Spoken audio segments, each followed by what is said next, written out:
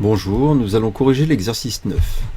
Alors on a une courbe qui est représentée dans un repère et on nous dit la première question que cette courbe représente une fonction f et on nous demande donc de dresser le tableau de signes de sa dérivée. Alors, et en fait cet exercice il est là pour travailler le théorème fondamental qui fait le lien entre le signe de la dérivée et les variations de la fonction.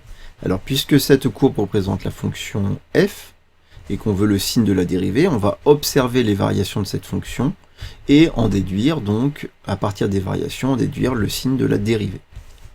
Donc, on va donc, à cette question petit 1, faire un tableau où, pour une fois, on va d'abord représenter les variations de la fonction en première ligne. Donc on observe d'abord que cette fonction, elle est définie, alors c'est pas trop indiqué, mais on va dire qu'elle est définie sur R, mais il y a une valeur interdite, hein, c'est indiqué par ces pointillés, c'est pour ça que la courbe est en deux morceaux, la courbe verte. Donc la valeur interdite, clairement, c'est la valeur -1. Donc ici, il faut absolument que -1 apparaisse, et qu'on écrive une double barre, qu'on fasse apparaître une double barre, comme ceci, en -1. Alors, ce sont les variations de la fonction qui vont nous intéresser, et on en déduira donc le signe de la dérivée. On va travailler par intervalle, et donc on va regarder de la gauche vers la droite. Alors, de gauche à droite, entre moins l'infini et moins 1, on voit que la fonction est strictement décroissante. Donc, on peut faire une flèche comme ça, qui descend, pour indiquer que la fonction est strictement décroissante. Et tout de suite, donc sur cet intervalle moins l'infini moins 1, puisque la fonction f est strictement décroissante, c'est que la dérivée de f est strictement négative. Pour ce qui est de l'intervalle moins 1 plus l'infini, on voit qu'on a un changement de variation. La fonction est d'abord strictement décroissante, donc c'est entre moins 1 et 1, la fonction est strictement décroissante. Puis ensuite, on voit que la fonction entre 1 et plus l'infini est strictement croissante. Donc, on en déduit que la dérivée est sur l'intervalle -1 ouvert 1, elle est -1 ouvert, elle est strictement négative, et 1 plus l'infini ouvert, elle est strictement positive, et elle s'annule. Cette dérivée, on a ici une tangente horizontale, elle s'annule en 1.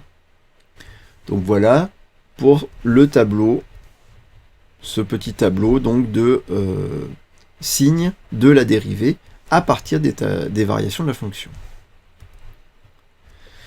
Question numéro 2, on vous dit, attention, cette fois, cette courbe, on imagine qu'elle représente la dérivée g' d'une fonction g. Donc, et cette fois, on voudrait le tableau de variation de g. Donc, attention, là, cette fois, le tableau que l'on va faire est un tableau un petit peu plus classique, puisque on va d'abord écrire le signe de la dérivée pour en déduire les variations donc de la fonction. Mais il va falloir ne pas se tromper, ne pas voir cette courbe en disant c'est les variations que l'on observe. On ne va absolument pas observer les variations, puisque cette courbe-là maintenant, elle représente une dérivée, c'est bien son signe qu'on doit observer.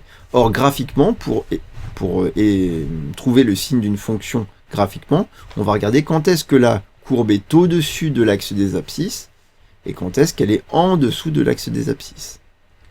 Donc, pareil de gauche à droite. Entre moins l'infini, là, et la valeur, ici, -2. Premièrement, entre moins l'infini et -2, on voit que g' est strictement positive sur cet intervalle.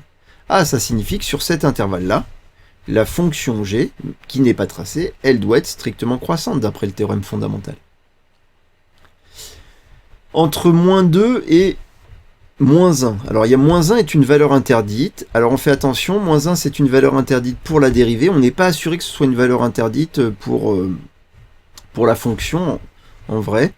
Des fois, il y a des fonctions qui sont définies en certains nombres, mais qui ne sont pas dérivables. Donc, ça crée une valeur interdite uniquement pour la dérivée. Donc, entre -2 et -1, donc la dérivée est strictement négative. Puis là, elle s'annule en -2.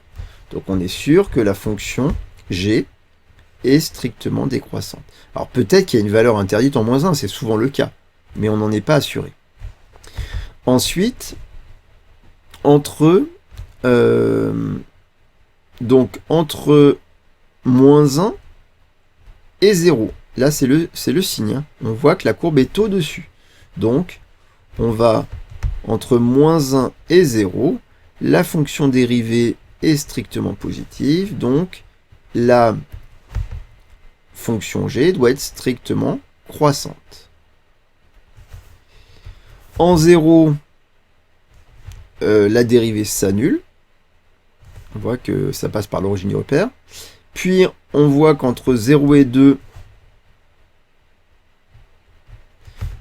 la dérivée est la courbe est en dessous de l'axe d'abscisse, ça veut dire la dérivée est strictement négative, donc la fonction g est strictement décroissante. Et entre 2 et plus l'infini, de nouveau la dérivée est strictement positive. Et donc, la fonction g doit être strictement croissante. Voilà les variations de cette fonction g. Et vous voyez que ça ne ressemble pas du tout aux variations de la courbe. Ben oui, parce que ça, c'est pas la courbe de la fonction g, c'est la courbe de sa dérivée. Donc c'est bien son signe qu'on observe graphiquement pour en déduire les variations de g. Alors peut-être que vous avez mis une double barre ici en moins 1, ce qui est souvent le cas.